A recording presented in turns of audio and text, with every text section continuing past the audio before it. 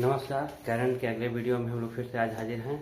तो आज जनवरी का जो आगे का वीडियो है उसको आज हम लोग देखते हैं कि क्या क्या क्या जनवरी में कैरन का है। तो नेपाल के थल सेनाध्यक्ष अशोक राज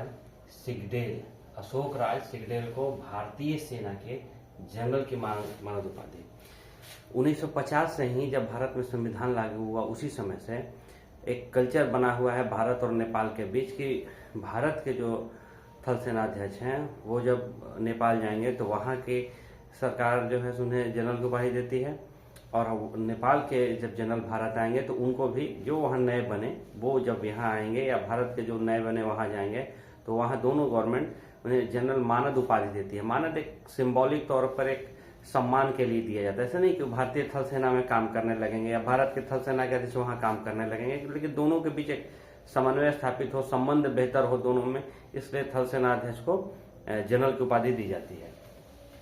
तो ये मानद उपाधि है। मानद उपाधि यानी कि एक सिंबॉलिक तौर पर है। राष्ट्रीय जल मार्ग NW1 यानी नेशनल वाटरवेज नंबर 1, ये कहाँ से है? ये है इलाहाबाद से हल्दिया तक, यानी इलाहाबाद यानी कि उत्तर प्रदेश से लेकर पश्चिम बंगाल के हल्दिया तक ये है। तो इसमें एक सेवा शुरू हुई है कलकत्ता, पटना, वाराणसी पर कार्गो जहाज सेवा शुरू की गई है। जैसे माल की ढुलाई रोड के माध्यम से ट्रकों से की जाती है, उसी तरीके से पानी से भी सामान की ढुलाई की जाएगी। ये रोड के बनिस्बत करीब 7% तक सस्ता होता है। तो भारत सरकार अब कोशिश कर रही है कि जो नदियां हैं उनमें भी एक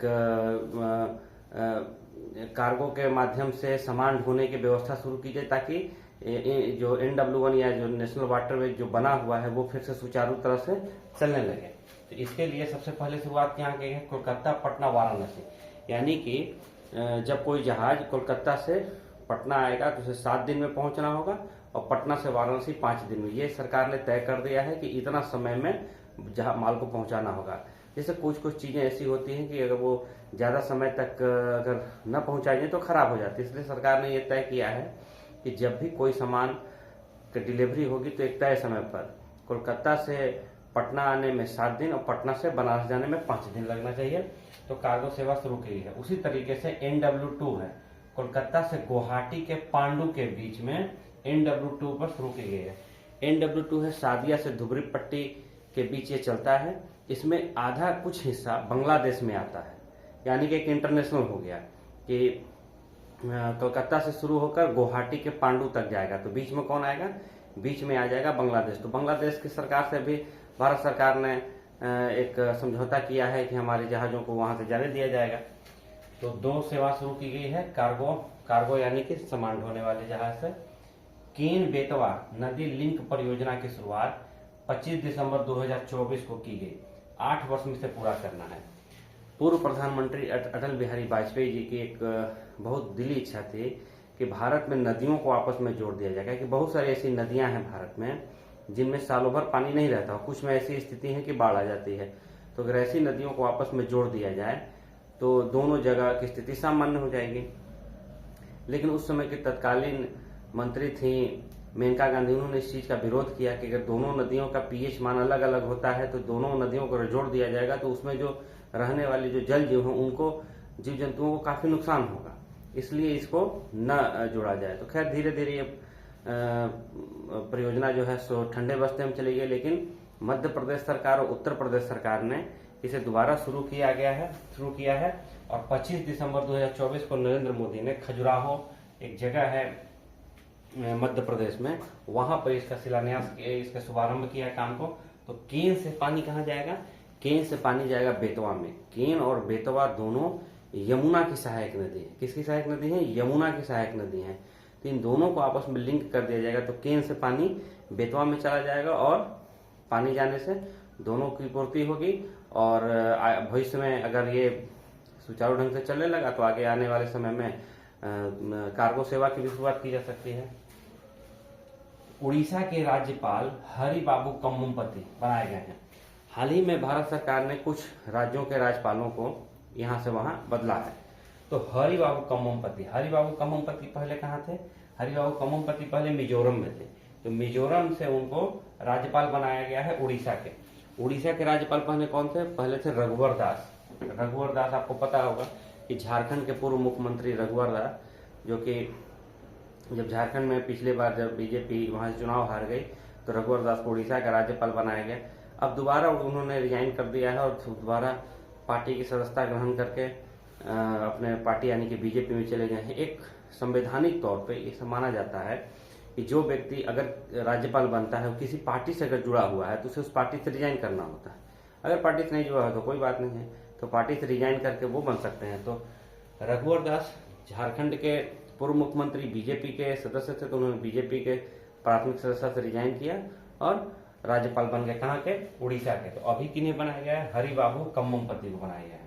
आप पूरा नाम न रखे, हरिबाबू याद रखिए, कम्ममपति छोड़ दीजिए, हरिबाबू याद रखिए केवल। बिहार के राज्यपाल कौन बनाए गए हैं? आरिफ मोहम्मद खान। पहले कौन थे? राजेंद्र विश्वनाथ आर्लेकर थे। आरिफ मोहम्मद खान केरल के राज्यपाल थे इससे पहले, और राजेंद्र विश्वनाथ आर्लेकर बिहार के राज्यपाल थे। इन्हें बिहार से केरल भेज दिया गया है और केरल से आरिफ मोहम्मद खान बिहार आ गए हैं। ये पहले पूर्व प्रधानमंत्री राजीव गांधी के कैबिनेट में ये मंत्री भी रहे थे, लेकिन उन्होंने 3 तलाक जैसे मुद्दे पर पार्टी से रिजाइन कर दिया था और कैबिनेट से भी रिजाइन कर दिया था। बाद में बीजेपी में शामिल हो गए। बाद में इन्हें बीजेपी की गवर्नमेंट ने केरल का राज्यपाल नियुक्त किया। काफी पढ़े लिखे विद्वान व्यक्ति हैं और वहां से फिर इन्हें बिहार लाया गया है और राजेंद्र विश्वनाथ आर्लेकर को केरल का राज्यपाल बना दिया गया है। केरल के राज्यपाल कौन होंगे? राजेंद्र विश्वनाथ आर्लेकर। पहले कौन थे? आरिफ मोहम्मद खान थे। अभी वर्तमान में कौन है? राजेंद्र विश्वनाथ आर्लेकर। आप पूरा नाम याद रख के, राजेंद्र याद रखे, विश्वनाथ याद रखे, आर्लेकर याद रखे, कुछ भी याद कर सकते हैं। मिजोरम के राज्यपाल कौन बनाए गए हैं? General BK Singh. आपको पता होगा कि जनरल बीके सिंह रिटायर्ड हैं, सेना के थल सेना अध्यक्ष के ये जनरल हुआ करते थे। बाद में ये बीजेपी में शामिल हो गए। गाजियाबाद से लगातार 2 बार सांसद भी रहे। इस बार वो चुनाव नहीं लड़े, तो उन्हें कहाँ का? मिजोरम का राज्यपाल बनाया गया है। पहले कौन थे? हरिबाबू कम्ममपति थे। मणिपुर के राज्यपाल कौन है? अजय कुमार भल्ला। अजय कुमार भल्ला गृह सचिव रहे हैं, भारत सरकार के गृह सचिव रहे अजय कुमार भल्ला। तो आपको पता होगा कि मणिपुर में काफी हिंसा हुई, हिंसा के कारण वहाँ बहुत विवादों में रहा, काफी हत्याएं हुई। तो वहां पर राज्यपाल बनाए गए थे लक्ष्मण आचार्य, जो कि असम के राज्यपाल थे। असम के राज्यपाल थे। असम और मणिपुर दोनों पास में ही हैं, बगल में ही हैं। तो एक राज्यपाल को अधिकतम 3 राज्यों का राज्यपाल बनाया जा सकता है कार्यवाहक के तौर पे। तो लक्ष्मण आचार्य जो कि असम के राज्यपाल थे, उन्हें अतिरिक्त प्रभार के तौर पर मणिपुर का राज्यपाल बनाया गया था। तो अभी सरकार ने अजय कुमार भल्ला जो गृह सचिव रहे हैं, अब रिटायर्ड हो गए हैं, लेकिन उनकी काफी जानकारी पकड़ है, इसलिए उन्हें मणिपुर जैसे अशांत क्षेत्र में भेजा गया ताकि वहां की स्थिति को सामान्य कर लें। तो पहले कौन थे? लक्ष्मण आचार्य थे, जो कि असम के राज्यपाल हैं। आरबीआई के गवर्नर संजय मल्होत्रा को बनाया गया। ये 26वें आरबीआई के गवर्नर हैं। रिजर्व बैंक इंडिया के 26वें गवर्नर कौन है? संजय मल्होत्रा। संजय मल्होत्रा 26वें गवर्नर हैं। 25वें कौन थे? शक्तिकांत दास थे, जो कि 3-3 साल का अपना 2 टर्म उन्होंने पूरा किया। आरबीआई के गवर्नर का कार्यकाल होता है 3 साल का, 3 वर्ष का कार्यकाल आरबीआई के गवर्नर का होता है। शक्तिकांत दास 2 टर्म अपना पूरा करके रिटायर हुए। पहले गवर्नर थे ओसबर्न स्मिथ। आरबीआई के पहले गवर्नर यानी 1935 में जब आरबीआई की स्थापना हुई तो उसके पहले गवर्नर कौन बनाए गए थे? ओसबर्न स्मिथ। और पहले भारतीय गवर्नर कौन थे? सीडी देशमुख। पहले भारतीय गवर्नर थे सीडी देशमुख। इससे पिछले वीडियो में हम लोगों ने देखा था कि मनमोहन सिंह जी भी आरबीआई के गवर्नर रहे थे। विश्व ध्यान दिवस 21 दिसंबर को मनाया गया। भारत की पहल पे संयुक्त राष्ट्र संघ ने संयुक्त राष्ट्र महासभा की तरफ से 79वें सत्र में 19 नवंबर 2024 को इसे पारित किया गया कि 21 दिसंबर को विश्व ध्यान दिवस सबसे मनाया जाएगा। 18 वर्ष के गुकेश डोमाराजू, काफी इनका चर्चा में नाम है, गुकेश डी या डोमाराजू इनका पूरा नाम है, ने चीन के डिग्लोरेंस की शतरंज में हराकर विश्व शतरंज चैंपियनशिप को जीता है। विश्व शतरंज चैंपियनशिप जीतने वाली ये दूसरे भारतीय हैं। पहले भारतीय थे विश्वनाथन आनंद और डी गुकेश दूसरे भारतीय हैं। अटल बिहारी वाजपेयी की 100वीं जयंती पर 25 दिसंबर 2024 को 100 रुपए का स्मारक सिक्का नरेंद्र मोदी ने खजुराहो में जारी किया।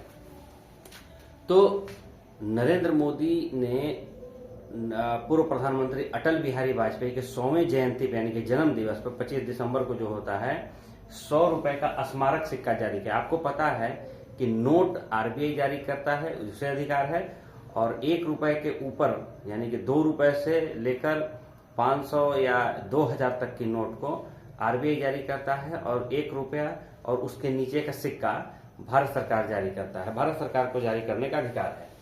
तो ये 100 रुपए का स्मारक सिक्का यानी कि ये बाजार में चलेगा नहीं, कभी आपको मिलेगा नहीं, स्मारक तौर पे एक याद के तौर पर इसे जारी किया गया है, इसे म्यूजियम में रख दिया जाएगा। तो 100 रुपए का स्मारक सिक्का और 5 रुपए का स्मारक डाक टिकट भी, ये भी डाक टिकट चलेगा नहीं, केवल स्मारक के तौर पे याद किया, उसे जारी किया गया है, फिर इसे भी रख दिया जाएगा।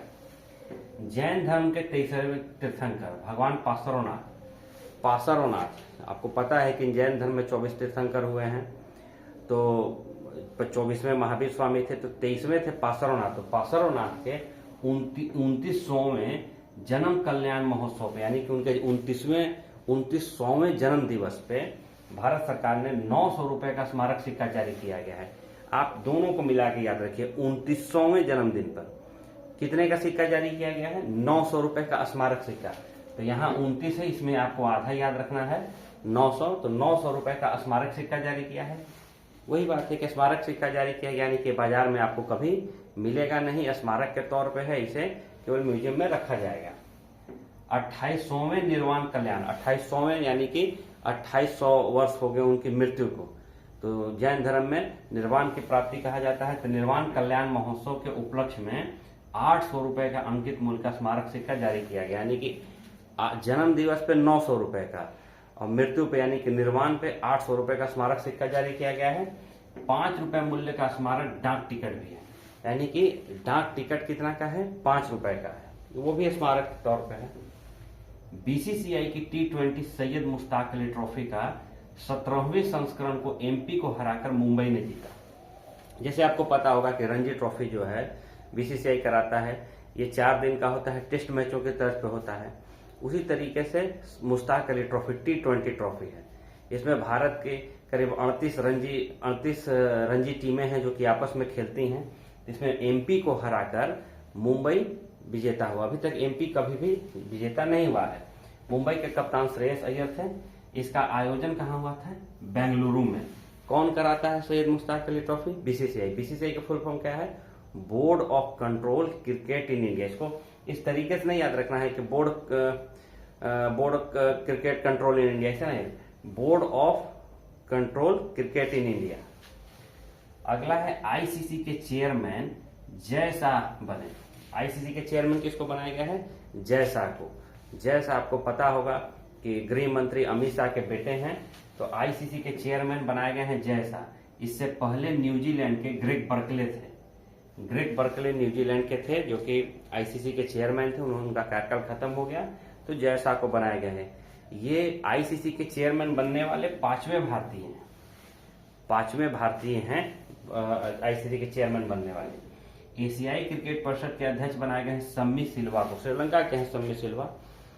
इससे पहले आईसीसी के चेयरमैन बनने से पहले एशियाई क्रिकेट परिषद के अध्यक्ष थे जय शाह। जैसे आईसीसी पूरे भारत में जितना भी क्रिकेट होता है उसको नियंत्रित करता है कि कौन सा मैच कहाँ होगा, कौन सा इंटरनेशनल मैच होगा, या क्रिकेट में क्या नियम कानून बनाने की संस्था है आईसीसी। उसी तरह से भारत में एशिया में एशियन कंट्री जैसे है बांग्लादेश है, भारत है, नेपाल है, पाकिस्तान है, आजकल अफगानिस्तान में बहुत अच्छी टीम हो गई है, संयुक्त अरब अमीरात है, यूएई है। इस तरीके से जो टीमें हैं एशिया में क्रिकेट खेलती हैं, तो इनका भी एक होता है सचिव, तो उसे एशियाई क्रिकेट परिषद का अध्यक्ष कहते हैं। तो सम्मी सिल्वा, इससे पहले कौन थे? इससे पहले थे जय शाह। जय शाह आईसीसी के चेयरमैन बन गए, तो यहाँ इन्होंने पद को छोड़ दिया, बनाए गए सम्मी सिल्वा। कहाँ के हैं सम्मी सिल्वा? श्रीलंका के हैं। बीसीसीआई के कार्यवाहक महासचिव बनाए गए हैं देवाजीत सौकिया। तो जय शाह 2 पद पे थे, एक एशियाई क्रिकेट परिषद के चेयरमैन थे और बीसीसीआई के महासचिव थे। तो उनके छोड़ने से, रिजाइन करने से 2 पद खाली हो गए क्योंकि वो आईसीसी के चेयरमैन हो गए। तो एशियाई क्रिकेट परिषद में सम्मी सिल्वा बनाए गए और बीसीसीआई के कार्यवाहक अभी तक फुल फ्लेजेड नहीं है। अभी तक जब तक कोई फुल फ्लेजेड चुनाव नहीं हो रहा, तो कार्यवाहक है देवाजीत सौकिया। अंडर 19 एशिया कप का विजेता हुआ है बांग्लादेश, उप विजेता है भारत। अंडर 19 जैसे 19 साल से कम उम्र के जो पुरुष खिलाड़ी होते हैं उनके लिए अंडर 19 एशिया कप होता है, एशिया कप होता है, अंडर 19 वर्ल्ड कप होता है, वर्ल्ड कप होता है। वर्ल्ड कप में उम्र का कोई बाध्यता नहीं रहता। अंडर 19 वर्ल्ड कप में 19 साल से कम उम्र, 19 साल के क्रिकेटर खेलते हैं। तो जो पुरुष का अंडर 19 एशिया कप हुआ उसमें बांग्लादेश विजेता हुआ। कौन उप विजेता हुआ? भारत। भारत को हरा के जीता। स्थान कहाँ था? यूएई, संयुक्त अरब अमीरात में इसका आयोजन हुआ था। महिला अंडर 19 एशिया कप का विजेता हुआ भारत, उप विजेता हुआ बांग्लादेश। बस खाली यही याद रखना है कि पुरुष में बांग्लादेश जीता भारत को हराकर, और महिला में भारत जीता बांग्लादेश को हराकर। स्थान कहाँ था? मलेशिया। मलेशिया की राजधानी कुआलालंपुर है। आपको पता होगा कि एशिया में है मलेशिया। तो आज के लिए इतना ही। अगले वीडियो में फिर जल्द मिलेंगे। धन्यवाद।